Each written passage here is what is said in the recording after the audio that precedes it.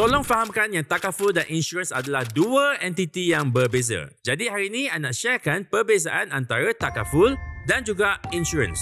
Maksud takaful adalah pelan perlindungan berlandaskan Islam yang patuh syariah, manakala insurans konvensional pula adalah pelan perlindungan yang ditawarkan oleh syarikat-syarikat insurans. Kedua, takaful bebas daripada gara, which is ketidakpastian yang dilarang kerana ia beroperasi atas dasar akad tabaruk, which is kontrak derma. Manakala insurans konvensional pula dianggap mempunyai unsur gara kerana ia menggunakan kontrak jual beli, which is jual beli perlindungan. Ketiga, takaful hapuskan elemen riba sebab dana yang terlibat dilaburkan di medium pelaburan yang patuh syariah, di mana proses ini dipantau oleh jawatan kuasa syariah syarikat takaful itu sendiri. For your information ya, terdapat banyak jenis takaful di pasaran dan bila you ambil takaful, banyak financial benefits yang you akan dapat. Pertama, profit sharing. Kedua, cashback. Ketiga, savings dan juga investment. Dan keempat, financial protection. Okay, let me share sikit ya.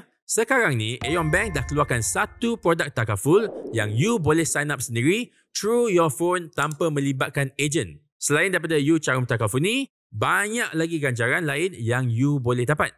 Lagi-lagi kalau you adalah seorang new user dekat Aeon Bank dan bila you subscribe takaful, you akan dapat 6 bulan free takaful coverage. Tapi yang telah bersama dengan Aeon Bank sebelum ni, jangan risau. You boleh dapatkan Aeon Points yang you boleh tukar menjadi wang tunai.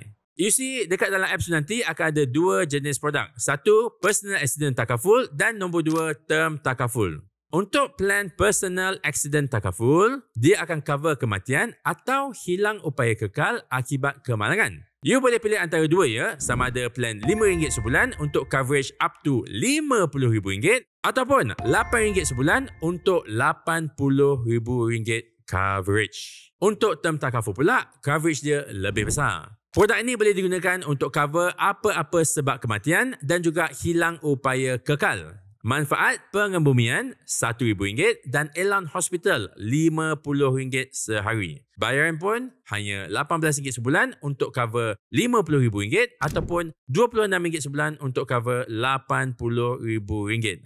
Nampak tak? Harga dia mampu milik kan? Korang sendiri ni ada tak perlindungan takaful setakat ini? Kalau belum ada, apakah punca korang tak nak ambil takaful?